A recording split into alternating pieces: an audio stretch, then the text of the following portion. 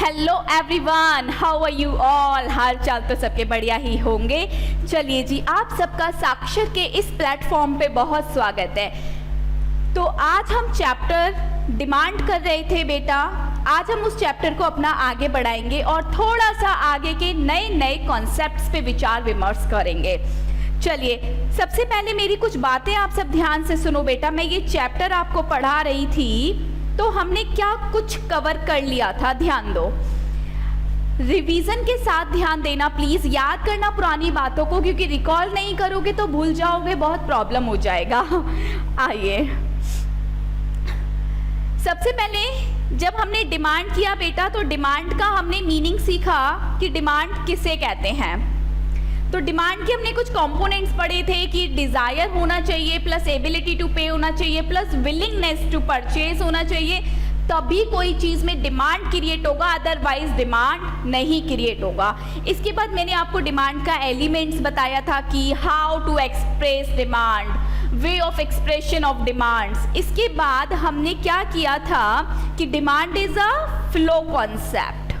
इतना एक बार में हमने कवर किया। उसके बाद मैंने आपको पढ़ाया फैक्टर्स इन्फ्लुएंसिंग डिमांड, कौन कौन से फैक्टर्स हैं जो कि डिमांड को प्रभावित करते हैं। तो इसमें हमने लॉट्स ऑफ फैक्टर सीखे, price of the commodity, price of the related commodity, consumer का एक्सपेक्टेशन प्राइजेस को लेके, population, nature of the population, size of the population, composition of the age, genders, बहुत सारे फैक्टर्स हमने इसमें पढ़े। गवर्नमेंट का पॉलिसी, गवर्नमेंट का regulations, interest rate, credit facility and ना जाने कितने सारे फैक्टर्स थे, जिसमें से 9 फैक्टर्स मैंने आपको लर्न करा दिया था कि ये वो 9 फैक्टर्स हैं जिसकी वजह से प्राइस हमारा फ्लैक्चुएट होने पे क्वांटिटी डिमांड में डिफरेंस आता है।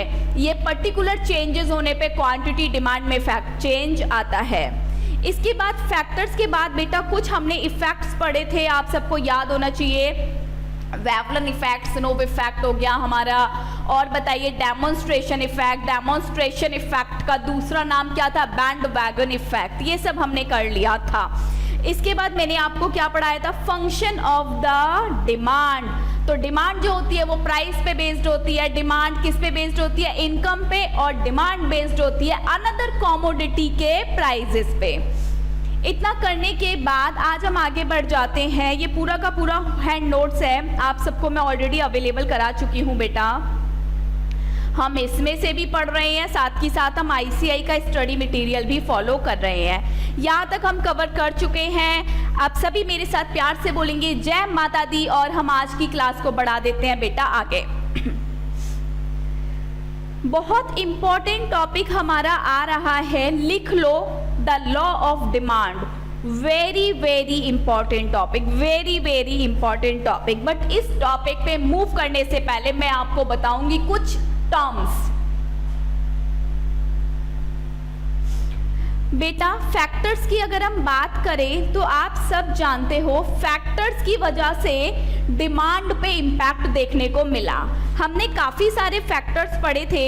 एक फैक्टर क्या था? मेरे साथ साथ बोलो, घर में हो तब भी बोलो, आस पड़ोसी तक आवाज जाए तो अच्छी बात है, पता लगना चाहिए कि उनका बेटा CA कर रहा है। चलो अच्छी बात है ये तो। एक फैक्टर हमने किया बेटा प्राइस। दूसरा फैक्टर की अगर मैं बात करूं तो price of the related goods, और बोलिए, और हमने कौन सा फैक्टर किया था मैम? एक हमारा फैक्टर था पॉपुलेशन, और बताइए ma'am taste, preference and habits, और बताइए नेचुरल कैलामिटीज, और इंटरेस्ट रेट, गवर्नमेंट का पॉलिसीज, और बोलो, बोलते जाओ, future expectation about the prices and so on. ठीक है जी, ये सब हमने किया।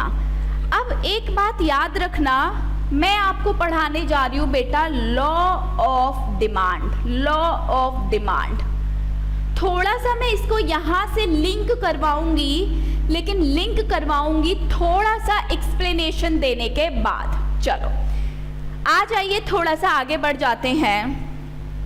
हमें समझना है कि लॉ ऑफ डिमांड क्या होता है। सबसे पहले बात आती है what is the meaning of law. Law क्या होता है? लॉ क्या कोई रूल्स होता है? क्या लॉ प्रिंसिपल होता है? लॉ होता क्या है? तो लॉ के नीचे लिखो, लॉ का मतलब होता है बेटा प्रिंसिपल। और प्रिंसिपल आप खुद जानते हो, प्रिंसिपल का क्या मतलब होता है? मैम जहां पर हमें कॉज एंड इफेक्ट रिलेशनशिप दिखाई दे, कॉज एंड इफेक्ट रिलेशनशिप हमें दिखाई दे। What is the meaning of this line? बहुत डिटेल में जा रही हूँ, अंदर घुस रही हूँ, कॉन्सेप्ट का ध्यान नहीं दोगे वीक रह जाएगा। Very very important question for the exam purpose. Cause and effect का मतलब क्या होता है बेटा? ऐसा करोगे तो ऐसा होगा। आप सबको पता है साइंस में हम लैब में जाके, जब भी आपने साइंस पढ़ा होगा 10th तक, तो आपने कुछ टेस्ट परफॉर्म किए होंगे, कुछ एक्सपेरिमेंट परफॉर्म किए होंगे, तो उन एक्सपेरिमेंट का कुछ तो रिजल्ट आता था। आप अगर ऐसा ऐसा करोगे तो ऐसा ऐसा रिजल्ट आएगा, इसे बोला जाता है principle. Cause and effect relationship, ऐसा करोगे तो ऐसा होगा, ऐसा नहीं करते हो तो ऐसा नहीं होता। Are you getting my point? Yes ma'am. तो प्रिंसिपल कुछ रूल्स होते हैं बेटा, कुछ रेगुलेशंस होते हैं जो कि लॉ में ऑलरेडी डिफाइंड है। ऑब्वियसली वो डिफाइंड है एक स्टेटमेंट की तरह, लेकिन उस स्टेटमेंट के पीछे बहुत सारे टेस्ट एप्लीकेबल होंगे, बहुत सारे एक्सपेरिमेंट हो चुके होंगे, बहुत सारे फैक्चुअल चीज़ों को कवर किया होगा। उसके बाद कंक्लूजन निकाल के एक स्टेटमेंट निकली होगी और वो स्टेटमेंट आपके सामने दी गई होगी। अब वो statement is known as law of demand. लेकिन ऑब्वियसली अब आप सब समझ रहे हो उस स्टेटमेंट के पीछे बेटा कुछ तो फैक्ट रहा होगा जिसकी वजह से वो स्टेटमेंट बना। यस मैम, अभी हमें बात समझ आ रही है।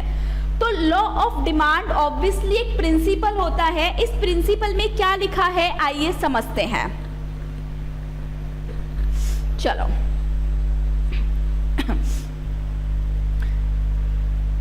ये प्रिंसिपल कहता है बेटा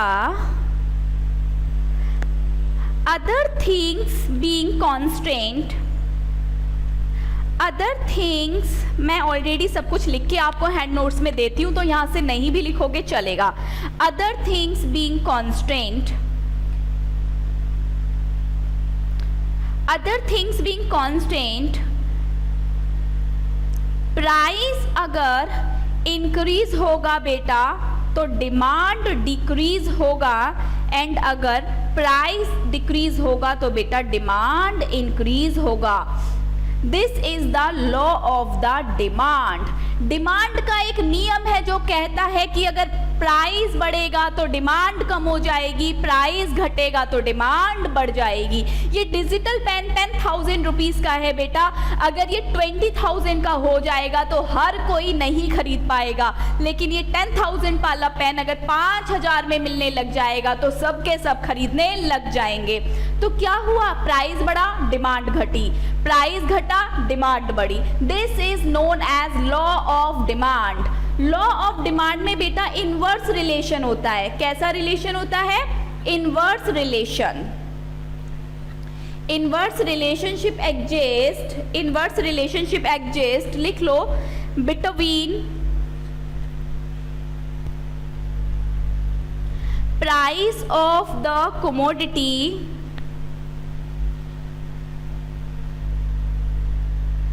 price of the commodity and quantity demanded। चलिए इतनी बात समझ आई कि मैम प्राइस के घटने पे डिमांड बढ़ेगी और प्राइस के बढ़ने पे डिमांड घटेगी। This is known as law of the demand और इसी को बोला जाता है बेटा inverse relationship in the demand. इतनी बात याद रखना। अब ध्यान दो, ये बेटा क्या है अपना पूरा लॉ ऑफ द डिमांड।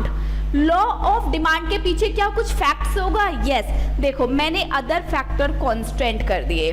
यहाँ पे देखो बेटा इतने सारे फैक्टर्स होते हैं, 1 फैक्टर, 2 फैक्टर, 3, 4, 5, 6 ना जाने कितने। मैंने इन सभी फैक्टर को कांस्टेंट कर दिया और फिर बोला कि प्राइस के कम होने पे बेटा डिमांड बढ़ेगी और प्राइस के ज़्यादा होने पे डिमांड कम होगी। अब मेरी बात ध्यान से सुनो, इसमें से एक फैक्टर ये भी होता था इनकम ऑफ द कंज्यूमर। लिख लेती हूँ यहाँ पर, इनकम ऑफ द कंज्यूमर। अब मेरी बात ध्यान दो, अगर मैं प्राइस को महंगा कर दूं, आप सब जानते हो प्राइस अगर बढ़ेगा तो डिमांड कम हो जाएगी। गोलगप्पे सबको पसंद है, लेकिन अगर वही सीपी में चले जाओ तो आप सब खाना भूल जाते हो। क्यों? क्योंकि वहाँ पे उसकी मैम प्राइस बहुत ज़्यादा होती है, तो इसीलिए सीपी पहुँच के हम उसका डिमांड नहीं करते। लेकिन एक बात ये भी सुनो बेटा, अगर आपकी इनकम बहुत इनकम हो, महीने का करोड़ों रुपया आप छाप रहे हो, तो मुझे बताइए क्या सीपी में जाके गोलगप्पे नहीं खाओगे? मैम डेफिनेटली खाएंगे। यहाँ पे लॉ ऑफ डिमांड आप फेल कर रहे हो। क्यों? क्योंकि आप अदर फैक्टर पे ध्यान दे रहे हो। इसीलिए मैं बोल रही हूँ लॉ ऑफ डिमांड जब जब काम करेगा तब तब अदर फैक्टर को हम बोलेंगे कि चुप रहो, अदर फैक्टर कांस्टेंट पड़े हैं, अदर फैक्टर में कोई चेंज नहीं हो रहा। अगर अदर फैक्टर चुप बैठे रहेंगे तभी प्राइस के चेंज होने पे बेटा डिमांड में चेंज देखने को मिलेगा। लेकिन अगर प्राइस में चेंज हो रहा है, साथ ही साथ अदर फैक्टर भी चेंज हो रहे हैं, क्वांटिटी डिमांड पे इंपैक्ट देखने को नहीं मिलेगा और उस केस में लॉ ऑफ डिमांड हमारा क्या हो जाएगा? फेल हो जाएगा। Are you getting this point? Yes ma'am. चलो अब वापस से आइए। एक बात तो आपको ये समझ आई कि हम अदर फैक्टर को क्या कर रहे हैं बेटा? कांस्टेंट। और अदर फैक्टर का क्या मतलब है? लिख लो, except price, all factors except price. क्योंकि प्राइस से ही डिमांड डिसाइड हो रही है, तो price is only the factor on which demand depends. अगर मैं प्राइस के अलावा अदर फैक्टर की बात करूं तो सभी फैक्टर को इग्नोर कर दो, सभी फैक्टर कांस्टेंट हैं। चलो अब दूसरी बात ये आती है कि मैम प्राइस के बढ़ने पे डिमांड क्यों घटती है? ये तो एक स्टेटमेंट है जो हमें दिख रही है, बट इस स्टेटमेंट के पीछे क्या ऐसी हरकत हुई जिसकी वजह से प्राइस के घटने पे डिमांड बढ़ गई? देखो बेटा ध्यान दो, आप सब जानते हो हर एक कमोडिटी का अपना अपना सब्स्टिट्यूट होता होएगा कि नहीं? यस। सपोज करो मैं यहाँ पे बात लिख रही हूँ बेटा टी एंड कॉफी का, टी एंड कॉफी की मैं यहाँ पे आपके सामने बात लिख रही हूँ। टी का प्राइस बेटा 5 रुपए कप है, आप दिन में 2 कप टी पी लेते हो, प्राइस एंड द क्वांटिटी। चलो अब मैं बोल रही हूँ कि अगर ये प्राइस बढ़ के 10 रुपए हो जाएगा, प्राइस बढ़ रहा है, देखो बेटा प्राइस बढ़ रहा है, तो आप टी की डिमांड करोगे? मैम हम टी की डिमांड नहीं करेंगे, हम कॉफ़ी पे चले जाएंगे। कॉफ़ी तो अभी भी 5 रुपए था और कल भी 5 रुपए था, तो अब हम टी की डिमांड नहीं करेंगे, हम किस पे चले जाएंगे? कॉफ़ी पे। यानी कि टी का प्राइस बढ़ा तो टी की डिमांड घट गई। क्यों? क्योंकि मैम उसका रिलेटेड गुड्स था कॉफ़ी और कॉफ़ी अभी भी सस्ता है, तो हम क्या कंज्यूम कर रहे हैं? कॉफ़ी।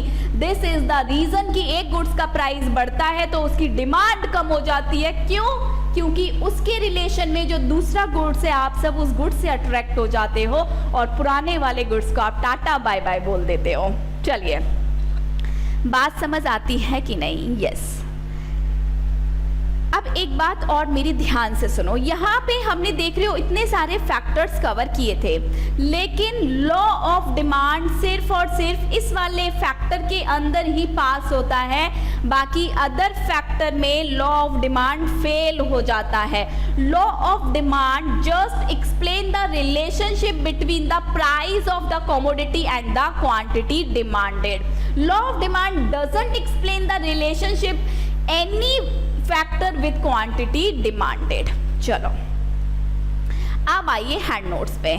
लॉ ऑफ डिमांड बहुत फास्ट होगा अब यहाँ से, क्योंकि आप सबको एक्सप्लेनेशन ऑलरेडी मैं दे चुकी हूँ। चलिए ध्यान दीजिए।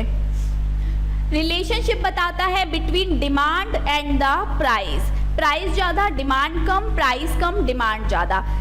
Other things being constant, constant का दूसरा नाम होता है इक्वल, और तीसरा नाम होता है सेम, और चौथा नाम होता है सेट्रिस paribus.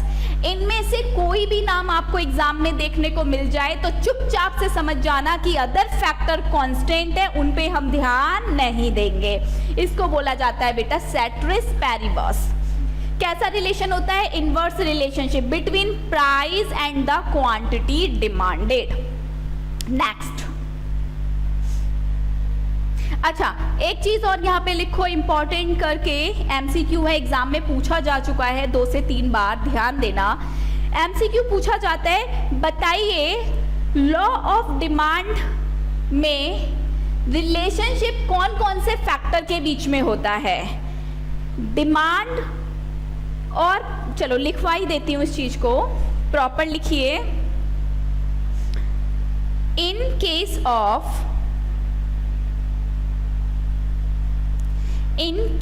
Of law of demand, relationship exist between dash, इस फिलिंग द ब्लैंक्स को भरिए। Option 1 demand and price, price and demand. Third price and quantity demanded. Fourth all of the above. चलिए ये हमारे पास एक एमसीक्यू है, आप जल्दी से सोचिए और मुझे बताइए आंसर क्या होगा। मैम हमें ना पता है आंसर क्या लग रहा है, सच्ची सच्ची अगर आपको हम बताएं ना तो हमें लग रहा है, ऐसा हमें आभास हो रहा है, प्रतीत हो रहा है कि आंसर 4 होना चाहिए। मैम आप ही ने तो कहा कि प्राइस के चेंज होने पे डिमांड चेंज होता है, price demand, price demand, price demand, price demand, सब तो दिख रहा है तो ऑल कर देते हैं। नहीं, ऐसा मत करना। मैंने क्या बोला बेटा? प्राइस के चेंज होने पे डिमांड चेंज होती है, दैट मीन्स डिमांड किसके ऊपर डिपेंड है? प्राइस के ऊपर। तो ये तो हो ही नहीं सकता, डिमांड एंड प्राइस में रिलेशन नहीं होता बेटा, प्राइस एंड डिमांड में होता है। इसका मतलब ये भी सही हो सकता है और ये भी सही हो सकता है। फंस गए फिर से, चलो फिर से ध्यान दो। डिमांड मतलब डिमांड होता है, क्वांटिटी डिमांडेड मतलब भी डिमांड होता है, क्वांटिटी मतलब भी डिमांड होता है। तो more specific word is what? More specific word is this. Quantity demand का मतलब भी बेटा क्या होता है? डिमांड। तो ये दोनों ही सही है, बट ICAI हमेशा चाहता है कि आप वो आंसर चूज करो जो ज्यादा सही हो। यहाँ पे ज्यादा सही प्रॉपर स्पेसिफिक वर्ड कौन सा है? Quantity demanded. तो आंसर क्या होगा? 3 लिख लीजिए।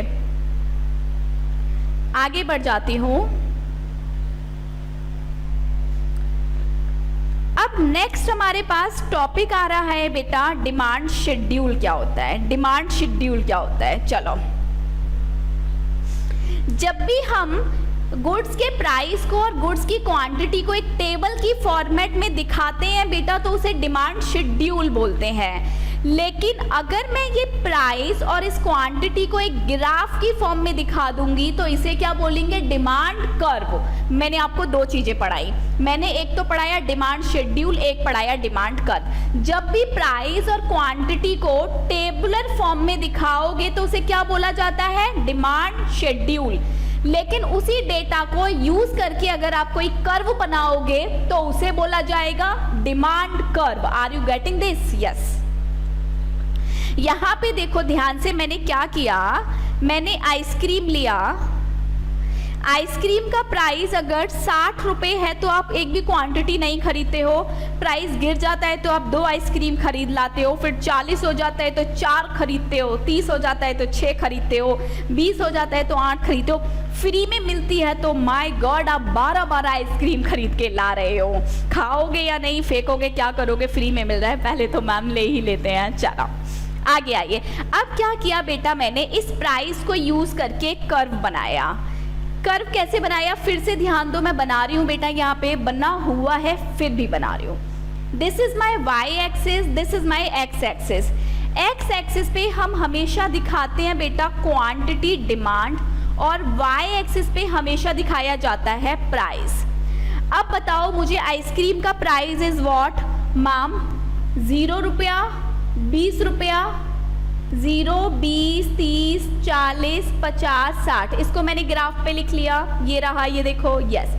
एक साइड से डिमांड ग्राफ पे लिख लो, मैंने यहाँ पे डिमांड लिख दी। चलो अब क्या हुआ, देखो जब प्राइस मेरा बेटा 60 रुपए था, उस टाइम मैं डिमांड कितनी कर रही थी, 0। प्राइस 60 हो गया, डिमांड कितनी हो गई, 0 पॉइंट यहाँ आ गया। फिर देखो प्राइस कितना है, 50 रुपया। जब 50 रुपए का प्राइस है तो मैं क्वांटिटी डिमांड कितनी कर रही हूँ, 2 पॉइंट कहाँ पे आ गया, यहाँ। प्राइस 40 हुआ, डिमांड कितनी हो रही है, 4, यानी कि ये वाला जो पॉइंट आएगा बेटा यहाँ आ जाएगा। चलो फिर 30 हुआ, डिमांड हो गई मेरी 6, यहाँ पे डॉट आ गया, 20 हुआ, यहाँ पे आ गया। चलो फिर क्या हुआ, प्राइस 0 हुआ तो क्वांटिटी डिमांड 12 हो गया, सपोज यहाँ पे आ गया। So this is known as demand curve. जब हम प्राइस और क्वांटिटी को शेड्यूल से निकाल के ग्राफ में डाल देते हैं, उसे बोला जाता है डिमांड कर्व। बात समझ आ रही है? आइए लिखिए, very very important question, very very very most important लिख लो बेटा। डिमांड कर्व के कुछ फीचर्स अब हम सीखेंगे जो कि एग्जाम में बहुत ज्यादा पूछा जाता है, फ्रीक्वेंटली आस्क्ड है ये। What is the meaning of demand curve? Graphical representation of the demand schedule. Demand curve कैसा होता है बेटा, नेगेटिव होता है, डाउनवर्ड होता है। नेगेटिव क्यों, अभी अभी पढ़ाया था कि डिमांड कर्व में कैसा रिलेशन होता है, इनवर्स। लॉ ऑफ डिमांड कहता है कि प्राइस और क्वांटिटी में इनवर्स रिलेशन होता है, जिसकी वजह से बोला जाता है कि जो डिमांड कर्व है वो कैसा है, नेगेटिव है, डाउनवर्ड स्लोप है। देखो यहाँ पे डिमांड कर्व ऊपर से नीचे की ओर गिर रहा है, डाउनवर्ड स्लोप है। लेफ्ट टू राइट जा रहा है, लेफ्ट टू राइट जा रहा है। यहाँ से देखो, यहाँ से शुरू होके बेटा ये राइट डायरेक्शन में मूव कर रहा है, राइट डायरेक्शन में मूव कर रहा है। डिमांड कर्व को हम एवरेज रेवेन्यू कर्व भी बोलते हैं, याद रखना। देखो मेरी बात ध्यान से सुनो, मैं एक दुकानदार हूँ, आप मेरे पास आए बीइंग अ कस्टमर सामान खरीदने। आपने मेरे से सामान खरीदा, आपने अपनी डिमांड रेस की मेरे लिए, आपकी डिमांड से मेरे पास क्या आएगा, पैसा। वो पैसा मेरा रेवेन्यू है कि नहीं, यस। तो वो रेवेन्यू कर्व कहलाएगा कि नहीं कहलाएगा, from the point of view of the seller, yes 100%। तो इसीलिए यहाँ पे लिखा है कि demand curve is also known as AR curve from the point of view of the seller. Demand curve कैसा रिलेशन डिस्क्राइब करता है, इनवर्स रिलेशन। डिमांड कर्व में बी स्ट्रेट लाइन और नॉन लीनियर, इस बात को याद रखना, समझो इस बात को।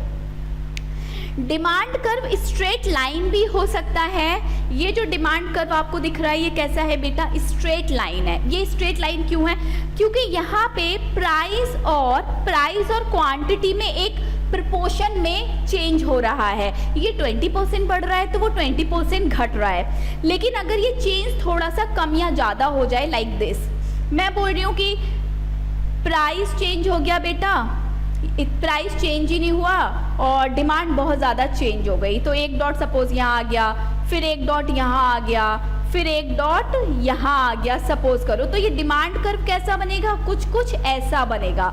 मतलब कि प्राइस और क्वांटिटी में जब सेम प्रोपोर्शन में चेंज होगा तो ये स्ट्रेट लाइन रहेगा। मतलब अगर एक चीज़ 20% कम हो रही है तो दूसरी चीज़ 20% बढ़ रही है, तब तो ये स्ट्रेट लाइन बनता है। लेकिन जब प्राइस में चेंज हो रहा है बट उसकी तुलना में डिमांड उससे थोड़ा कम या थोड़ा ज़्यादा चेंज हो रही है, चेंज तो हो रही है बट सेम प्रोपोर्शन में चेंज नहीं हो रही, तब डिमांड कर्व हो सकता है ये डॉट यहाँ आ जाए, ये डॉट यहाँ आ जाए, ये डॉट यहाँ, तो कुछ इस तरह से भी बनेगा। लेकिन अभी भी क्या है, डाउनवर्ड है, नेगेटिव स्लोप है, लेफ्ट टू द राइट है। और डिमांड कर्व को अभी भी हम क्या बोलेंगे, average revenue curve from the point of view of the seller. Are you getting this? Yes.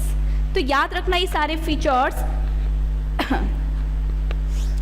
चलो, हमने अभी तक क्या समझा? हमने समझा बेटा इंडिविजुअल के लेवल पे डिमांड किसे कहते हैं। चलो, उसके बाद आपको मैंने डेटा लेके थोड़ा सा डिमांड शेड्यूल सिखा दिया।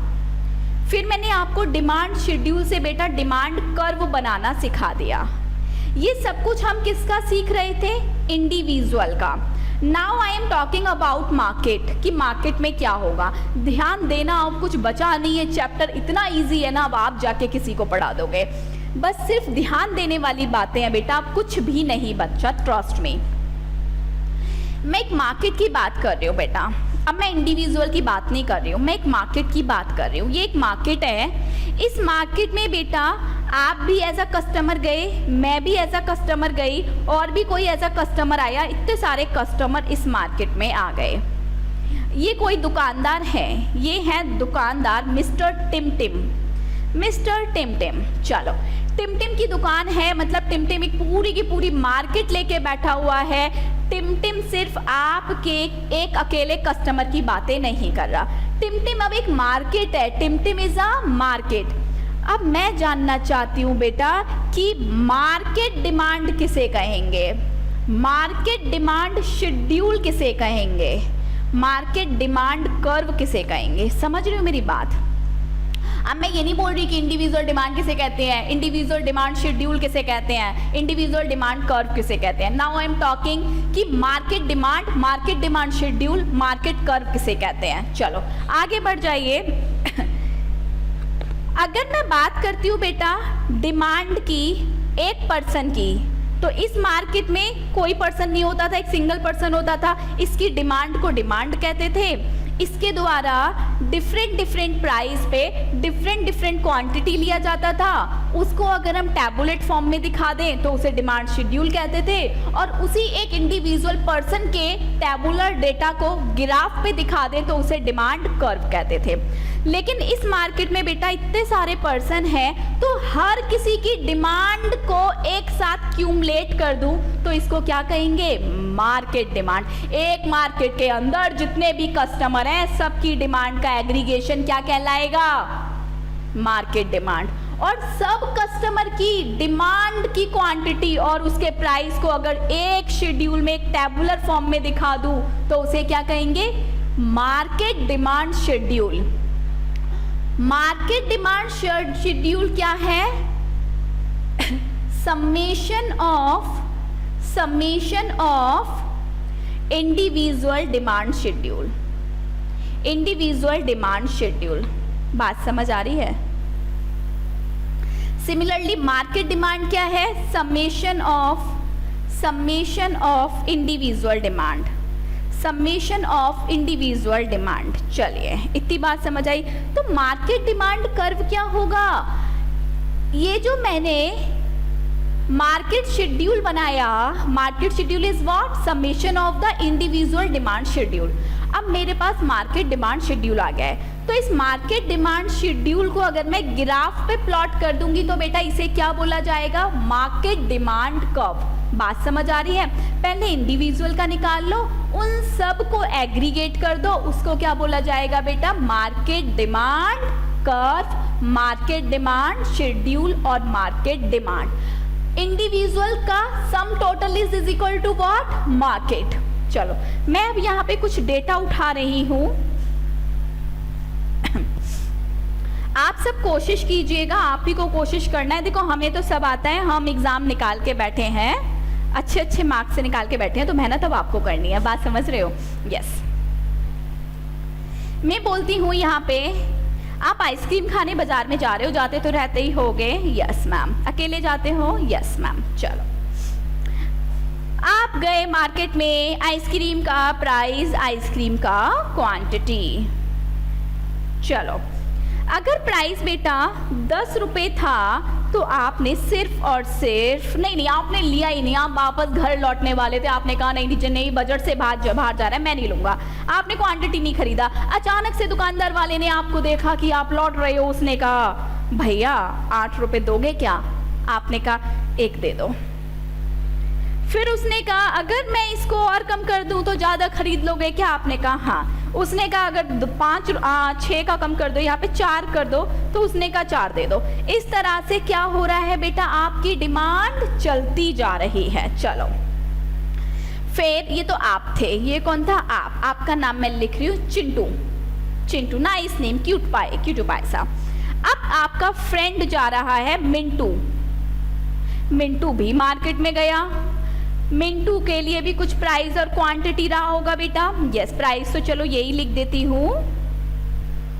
डिमांड पिंटू ने 1 कर लिया था। मिंटू इतना भी मतलब कंजूस नहीं था, इसने कहा मार्केट में तो आया ही हूँ, अब 10 रुपये है तो क्या, चलो ले लेते हैं, आइसक्रीम ले लेते हैं। फिर इन्होंने 2 डिमांड, फिर इन्होंने क्या किया, 1 प्राइस कम हुआ, इन्होंने 2 किया, फिर इन्होंने 3 किया, फिर इन्होंने 4 किया, फिर इन्होंने 5 किया। इस तरह से ये चलते जा रहे थे। चलो एक फ्रेंड और ले लेते हैं जी, आपका नाम बताइए। मैम शिंटू। चलो कैसे कैसे फ्रेंड्स हैं आपके चलो एक हमने ले लिया शिंटू। शिंटू की बात करते हैं बेटा। ये मार्केट में गए और 10 रुपए का आइसक्रीम था, इन्होंने कहा दे दो भैया 3 दे दो, ये बहुत पैसे वाले पार्टी थे। इन्होंने 3 ले ली। फिर इन्होंने क्या किया, प्राइस कम हुआ, इन्होंने और ले ली, इन्होंने और ले ली, इन्होंने और ले ली। चलो अब मैं अगर आप सबको बोलूं बेटा कि डिमांड कर्व बनाओ, अगर मैं आप सबको बोलूं कि डिमांड कर्व बनाओ, पहले इसको सुधार लेती हूँ आपको थोड़ा अच्छा लगे देखने में। प्राइस हर बार बेटा सेम ही रहेगा, मैं प्राइस चेंज नहीं कर रही थी। चलो सिर्फ चेंज क्या हो रहा है, क्वांटिटी डिमांड। चलो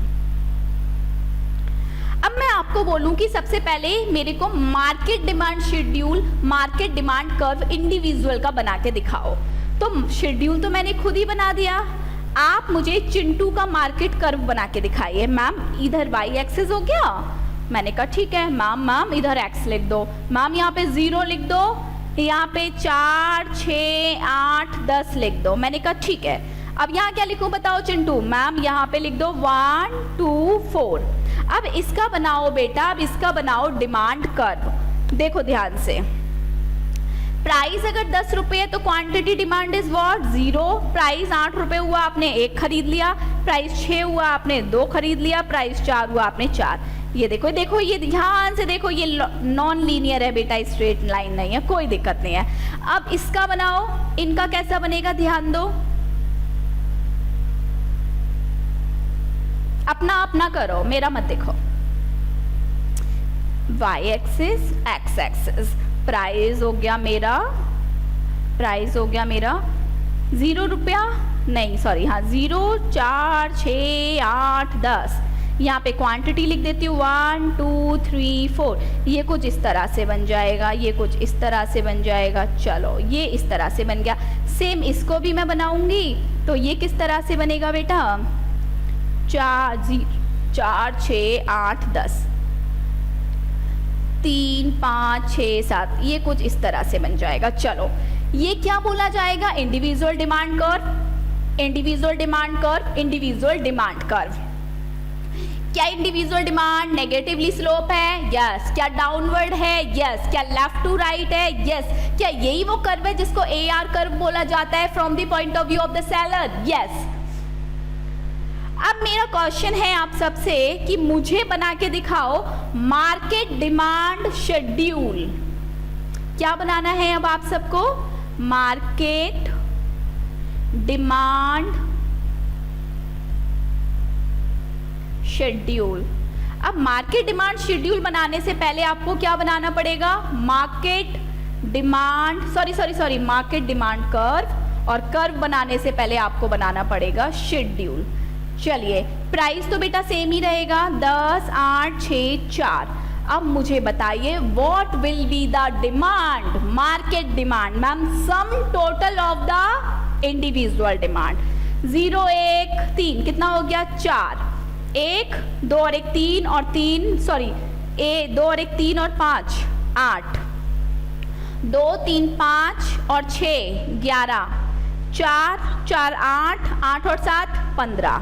चलो क्वांटिटी भी आ गया, प्राइस भी आ गया। अब बनाओ मार्केट डिमांड कर्व। ये क्या होता है प्राइस, ये क्या होता है क्वांटिटी। प्राइस लिख दो 0 4 6 8 10, क्वांटिटी लिखो 4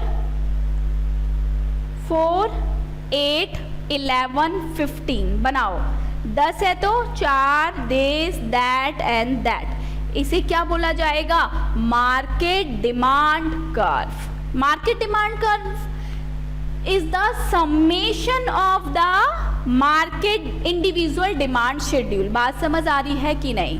यस। मार्केट डिमांड कर्व एक ही के ऊपर बनता है, सभी कर्व को मैंने जोड़ के एक कर्व बना दिया। मुझे आंसर करो, क्या ये कर्व नेगेटिव स्लोप है? यस। डाउनवर्ड है? यस। लेफ्ट टू राइट है? यस। क्या इसी को मैं from the point of view of the seller AR curve कहूंगी? यस। चलो बात समझ आती है? यस। इसी के साथ हमारा ये टॉपिक होता है समाप्त। आइए यहाँ से देखो, market demand summation of individual demand, market demand curve summation of the individual demand curve. आइए ICI का मटेरियल खोल लीजिए जल्दी से।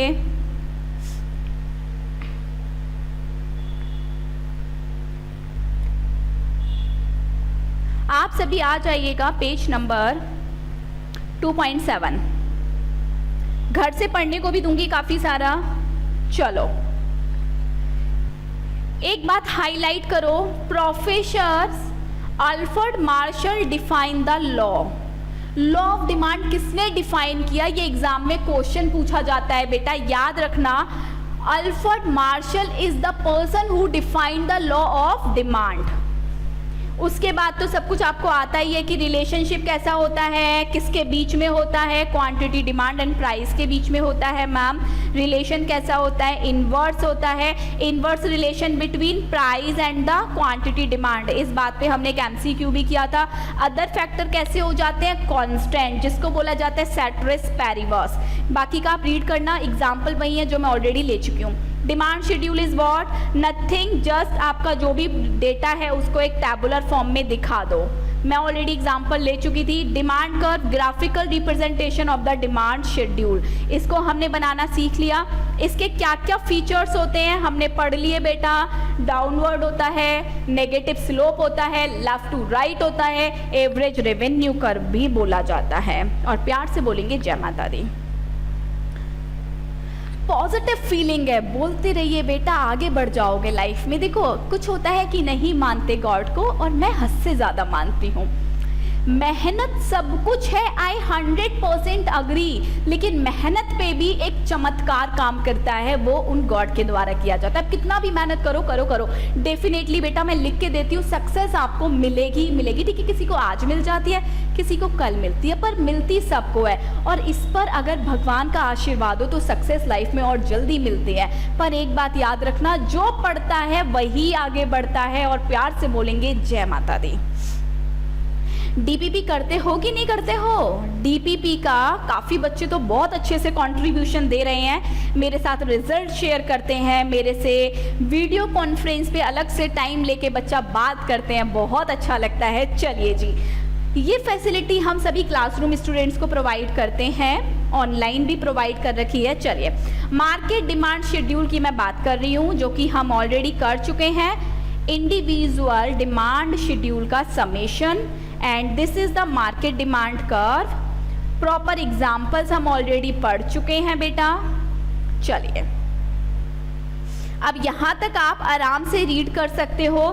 जो भी क्वेरी हो प्लीज़ 5 to 6 PM के बीच में आप मुझे कभी भी कॉल कर लिया करो, व्हाट्सएप पे वॉइस मैसेज ड्रॉप किया करो।